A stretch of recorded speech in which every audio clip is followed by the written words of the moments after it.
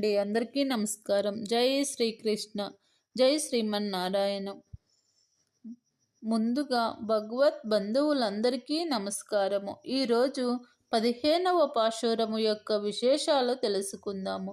ఇంతవరకు 9 మంది గోపికలను మేల్కొల్పి ఈరోజు 10వ గోపికలను ఈ పాశురంలో మేల్కొలుపుతున్నారు. ఈ పాశురంలో లోపల ఉన్న గోపికకు మరియు బయట ఉన్న గోపికలకు సంభాషణ చూద్దాము. ఈ పాశురం చదివి దాని అర్థాన్ని తెలుసుకుందాము. శ్లోకం ఇందులో పెడతామండి. బయట గోపిక, ఓ లేత చిలుక వంటి దానా, అయ్యో ఏంటమ్మా ఇంకా నిద్రపోతున్నావా?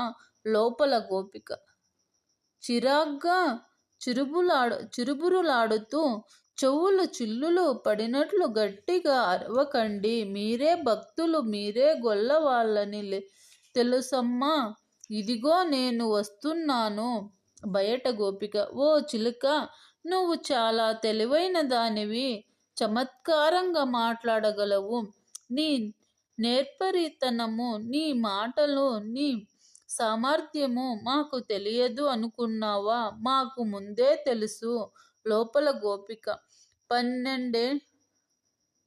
పొన్నెండమ్మా, చెప్పక్కర్లేదు, మీరే తెలివైన వాళ్ళు, మీరే సమర్థులు, నేను కాదు, నేను ఒంటరిదాన్ని అయినా మీరు చెప్పినట్లు నేను ఎందుకు కాదు అనాలి? అది సరే, కానీ రావాల్సిన వాళ్ళందరూ వచ్చేశారా? అందరూ వచ్చారు.